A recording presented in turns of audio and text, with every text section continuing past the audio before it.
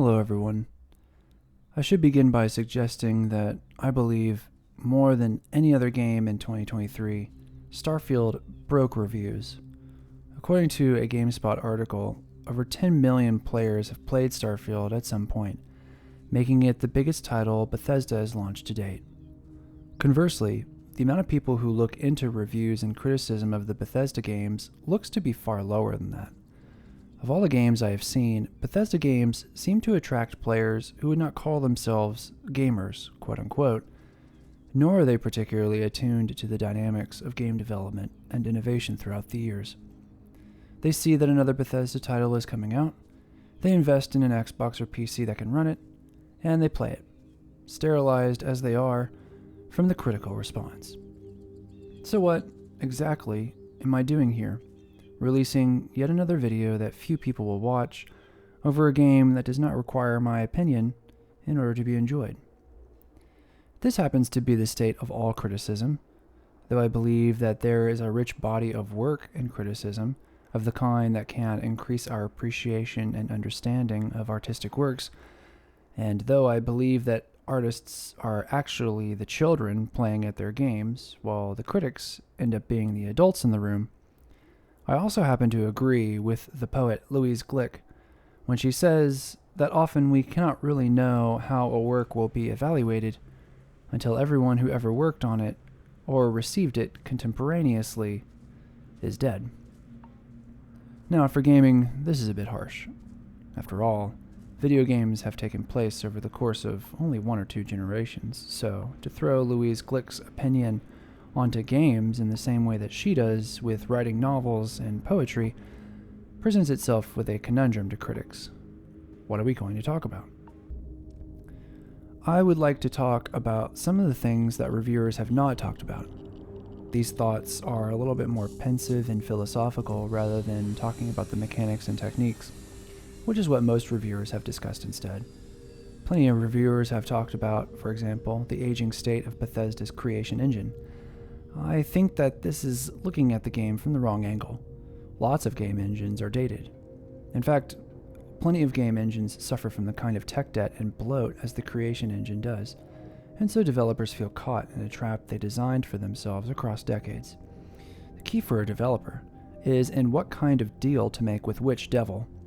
After the debacle with Unity regarding financing, I hope you'll understand the nature of this problem with new insight.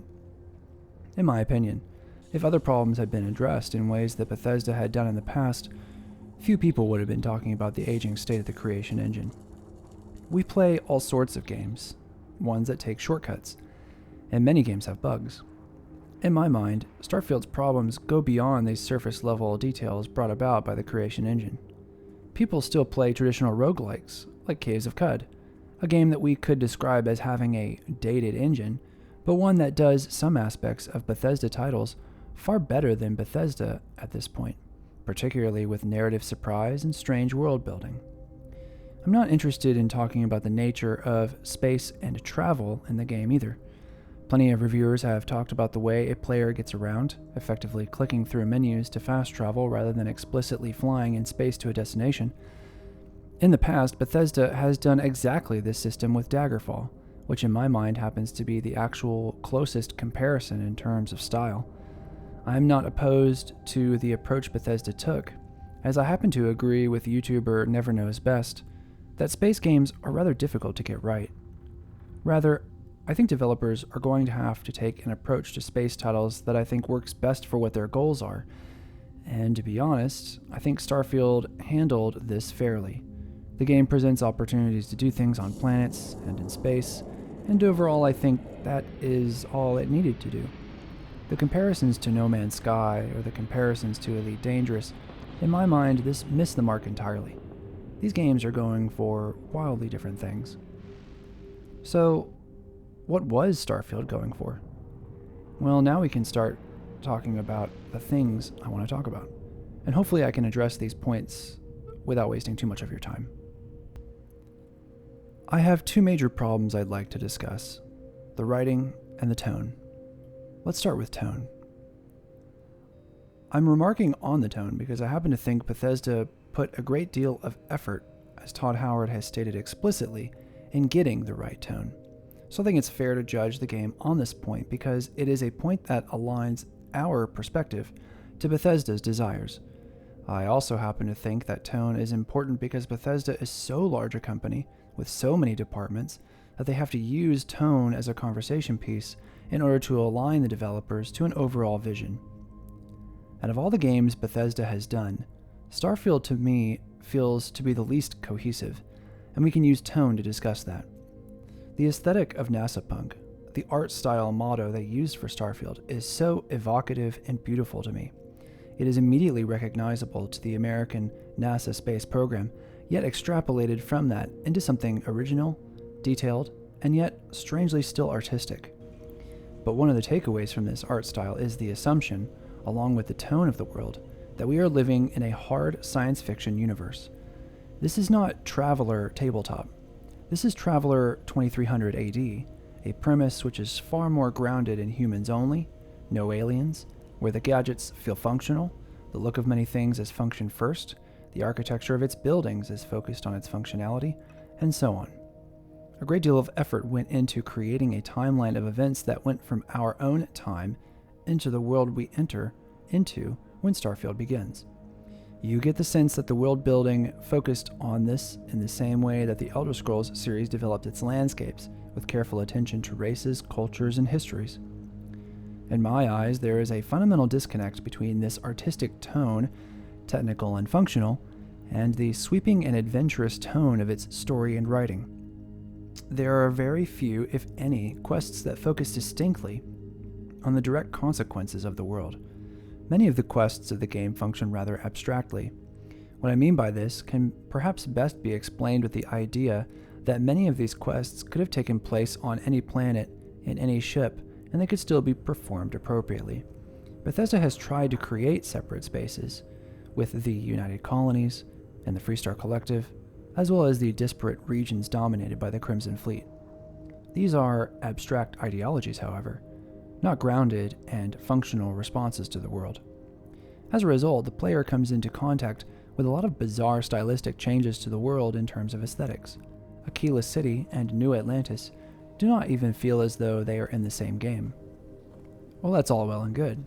The Elder Scrolls Morrowind did an excellent job creating different physical representations of culture, but I think the key difference is that many of the quests and the ideas associated with them were grounded as well in the cultures they created.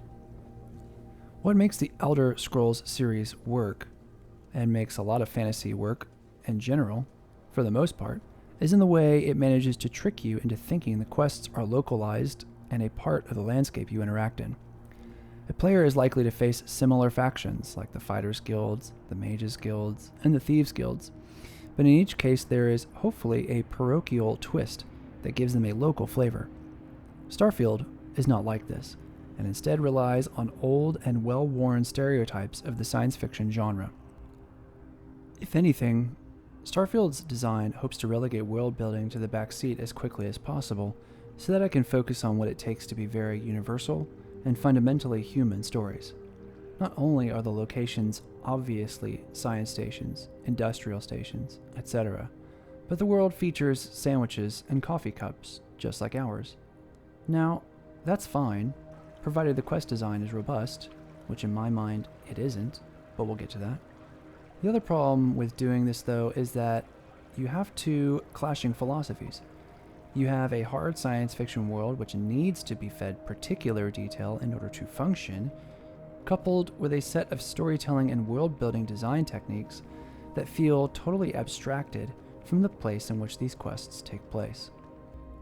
There are a few occasions where this connectivity does occur, notably in the main quest mission titled No Sudden Moves, when the player tracks down a rare items collector, Captain Petrov, so as to recover an artifact. Here, the developers were forced to contend with giving the space a feeling of design and purpose in order to prove that he is a collector. Notice, however, that most of your interaction comes from only the NPCs, Petrov himself, and the artifact. Very little is given over to the space of the world, the ship, and other artifacts, unless of course you set loose the aliens as part of your heist. There are other occasions with particularly beautiful set pieces, such as when the player arrives on Earth to investigate the loading station. Everywhere a player can find the historical legacy of the NASA space program as they get closer and closer to revealing the big twist about why Earth is a barren wasteland. Notice here that storytelling elements are far more relegated to audio and text logs, and not so much the interaction of the player to the environment. However, when the player eventually gets to the end of this mission, it does feature far more environmental interaction than most other missions, so I have to concede that this is a weaker point. Elder Scrolls gets away with far more of this disconnect between place and plot because of its magical world building, which alienates the player just enough to accept any little explanation for why a thing is the way it is.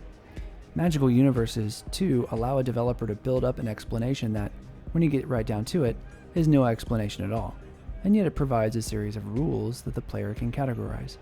The Ashlander tribe in Morrowind has NPCs who are really no different from the others. They really are just code, and for the most part they stand around like any other Bethesda game, and yet their writing and their culture dictates a totally different approach compared to House Halalu or the Imperial Legion. When old curmudgeons talk about the power of older Bethesda games, I suspect they are talking about something of this sort. In Starfield, Bethesda takes advantage of its NASA punk aesthetic as a way to leverage the player's intuition so that it does not have to world build. You might suggest as a counter-argument that Fallout does this as well, but Fallout always does something rather interesting. Fallout's tone is the jarring combination of tongue-in-cheek humor, the quaint suburban world of 1950s America, and the burned-out and leftover horror of nuclear war. This is the pull of Fallout, and it uses this tone to ameliorate any expectation we might have of a post-apocalyptic wasteland. This is not any old apocalypse. This is Bethesda's signature style of apocalypse, and that is a key difference. Notice how, for Starfield, this is a much more difficult proposition, as the line between our intuitive notion of science fiction and Starfield's science fiction is far more blurred. That is what I am trying to say about Starfield's tone. It is far from distinct. Now, to be sure, Bethesda could have made a Starfield game that married the NASA punk aesthetic to the world building in a bespoke way. But to do that comes at a cost. Morrowind was written by only a handful of people, and any discrete decision had to be relayed to the other writers so that no contradictions or ambiguities in the world came out. This was easy to do in the early 2000s. Well, easy may not be the right word. Even in Morrowind, a player may find a wide range of interpretations of the island of Vardenfell, depending on whoever it was that wrote the quest. The Bethesda of 2023 is a monster in size, and the only real way that the game could have had just as equally the same level of sophistication in its world design is if a design Bible had been implemented that was subsequently disseminated to the entire staff to study before starting. Bethesda seems to be far more iterative in their writing than proactive. Compare this to From Software. A long time ago, George R.R. Martin was hired to design the world of Elden Ring. This allowed a cohesiveness to the world that the designers and writers stuck conservatively to. When playing Elden Ring, a player is immediately able to grasp the connection between place and plot. Stormvale Castle features the very theme of dismemberment that Godric the Grafted wields against you in the final battle. The cohesiveness of the lands between is the result of a very careful pre-planning stage that Bethesda was either unable or unwilling to do. This transitions us into my second big point, which is the writing. I must admit I played only the main quest. Whenever I play Bethesda games, I like to play the main quest first. To me, these are introductions to what we can expect from the rest of the universe they have provided. And quite a lot of the main quest seems designed to do these very things. Using the Companions of Constellation, we get a tour of the major locations of the world, as well as interact with the factions. Also too, we are introduced to the New Game Plus mechanic as a core world-building feature. On paper, the main quest does what critics have complained about before, which is that it is the connective tissue to other factions and features. My problem with the main quest is that it has no bearing on the universe narratively. In Morrowind, the fate of Red Mountain and Dagoth-Ur represents a repression returned. Dagoth-Ur is the xenophobic radical that should have been killed a long time ago, but was left as a symptom for later generations, and now the Imperial Legion is here to clean up the mess, applying a band-aid haphazardly to a deeper wound, which is causing major conflicts with other factions on the island. a quarantine is put in place, and yet you, a major character, somehow slipped in. Red Mountain is an environmental disaster that the citizens of Morrowind, particularly Vardenfell, have been forced to reconcile with. The resulting blight disease is sweeping across the land, and House Redoran and the Temple are failing slowly but surely, even with the Ghost Gate, to contain it. You have a major part to play in all this. My god, just talking about Morrowind in this way makes me want to go back in and play it. Starfield is a main quest which insists, with an earnest tone, that the truth is out there. Every character speaks emphatically about how important Constellation is to the universe in unlocking the secrets. At the beginning of the game, I too was excited with this idea. But at each point in the main quest, the prospect of discovery of what the artifacts are is deferred into the next quest. You will eventually know, Sarah Morgan says, but later. There is no investigation as to what the artifacts are made of, who made them, why they happen to be where they are. After you touch the first artifact, they seem to creep up everywhere, and when these artifacts start appearing, combined with the fact that there is little to no explanation surrounding them, then it begins to feel cheap. These narrative moments are not charged with meaning. The hopefulness of the tone is a great starting point, but it is not where the main quest can remain. Even at the end, when the player realizes the truth of Earth and the fact that they can do the time warp, quote-unquote, to do the main quest all over again, many of the discussions with the companions continues to be this deferral to the future. Many of the characters exhibit a wide range of responses to the concept of exploration, and they apply that to the concept of unity, of entering New Game Plus, in exactly the same way. By the time it is all said and done, the player realizes that the promise of generating significance from the main quest has been sacrificed for every other part of the game. The bottom line is that the writers of Bethesda did not do their homework. They kept writing the same repetitive lines until they reached the right word count and then turned it into the teacher. Compare this to something like Outer Wilds. After a brief tutorial, you are allowed to get into your ship and find out exactly why its solar system is constructed in the way that it is, how characters responded to new discoveries, why structures are placed the way that they are, and what your role is therefore in the experience. This happens pretty much immediately. Honestly, I don't really understand why people have this desire for space exploration when Outer Wilds is, and continues to be, the very space game they are looking for. But more importantly, even though Outer Wilds is a space game and a puzzle game, I think Bethesda could have done with analyzing why the game was so good at getting a player to discover the remains of an ancient intelligent race. Because Bethesda promised this in their marketing of Constellation and did none of it. The only real significance in the main quest perhaps comes from the destruction of Earth through faster-than-light travel. In this way, if I can be a little psychoanalytic, it feels like the previous games. In Oblivion, the symbolic father in the name of the Emperor is destroyed. Yet Oblivion really struggles with conveying this terror in the same way as the dread of Morrowind. The Emperor is dead, and the capital city of Cyrodiil is praised for their citizens having daily routines. Fallout often deals with the absence, too, of either the father, the mother, or the son, and so are far more intimate stories embedded in a tongue-in-cheek throwback to conservative America, revealing a theme of tradition. Are you going to be like your parents? Because look how that turned out. The world was destroyed. Starfield presents an equally interesting emptying out of its middle, in the loss of Mother Earth due to our poor ability to forecast the effects of our decisions into the future. But it does nothing with it. Too much time has passed for people to assess what the loss of Earth meant, but that does not mean that there wouldn't be some very interesting generational trauma as a result. This is where the religions of Starfield could have picked up the slack. Unfortunately, the writing in the back half of the main quest is far too vague.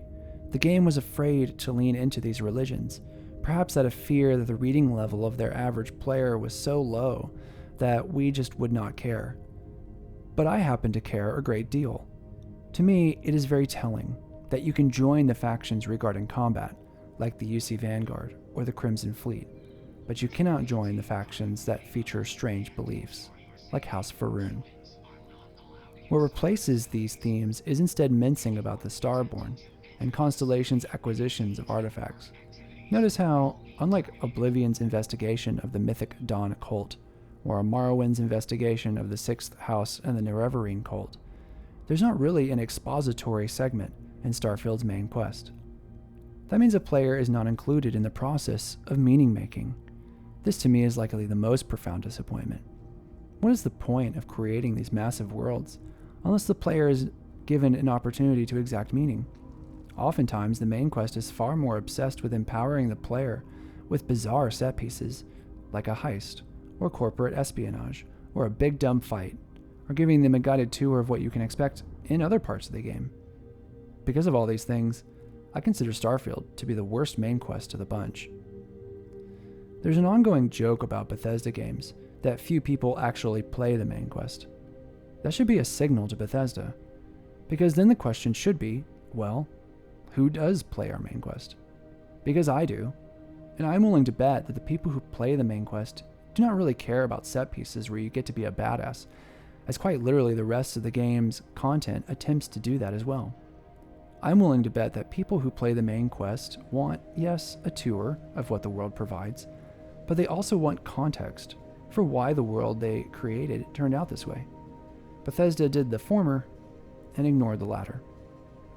I don't really care how it would have worked, but the game needed to create a cornerstone theme using the main quest that affects everything in the game. These games need Red Mountain, because that is a dilemma that each faction has to respond to. Because they didn't, Starfield becomes this disparate and sterile experience. I happen to believe that Starfield failed in the pre-planning phase, when all of this world building should have been elaborated on. There is some idea that the Colony Wars would be this dilemma, but unfortunately, the Colony Wars are over. Why Bethesda did this, I think, happens to be because, again, having to proofread each quest to maintain cohesion would have taken far too much time. Both of these points, the lack of connection from aesthetics to plot, and the inability to provide exposition and context within the writing of their main quest, prove to me that Bethesda is either too big, or they have not been able to scale their worlds relative to their newfound size. If there will ever be a Starfield 2, I could imagine the writers using an AI solution in order to get text printed and put into the game. Not because an AI solution would be good, but because the asymptotic line of Bethesda's approach to bad writing has gotten worse and worse. Morrowind was a strange game, but that strangeness led them to take risks, as that culture was very racist and backwards, even featuring slavery. On the other hand was Starfield. Walking through Neon, the supposed dark underbelly of the colonies feels like a joke. There's nothing gritty, sensual, or threatening, or vile in that place. Compare this to House Telvanni, where towers are grown organically and the wizards who reside in them have little concern for the killing of their colleagues. They are meritocratic and libertarian to the extreme. Where are the extremes in Starfield? Many people come to Bethesda games to do what they want within it. That's the big pull. But some people come to be immersed in a designed world. That's me. Many of the creation engine's shortcomings would have been fine as long as these foundational elements were secure. Storytelling, world building, and how the player creates meaning for themselves in the quests that link together both. Starfield totally annihilates this link in favor of content, just pure, unadulterated content.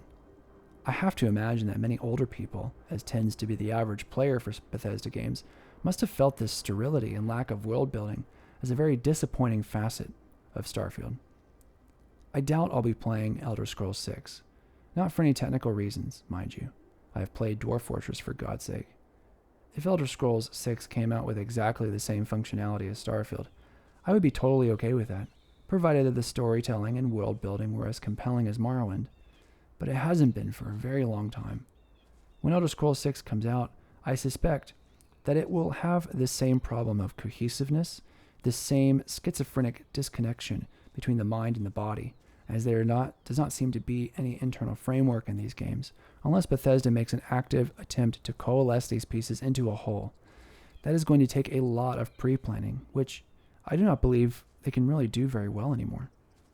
If you made it this far into the video, I appreciate you watching. Hopefully my core points of critique for the game feel novel and interesting, but also tapped into why you too may have felt disappointed with the game. I don't think I'll be playing more of Starfield, and had I known these things before going in, I would not have purchased it at all. Now, if you'll excuse me, I'm gonna go play some Morrowind.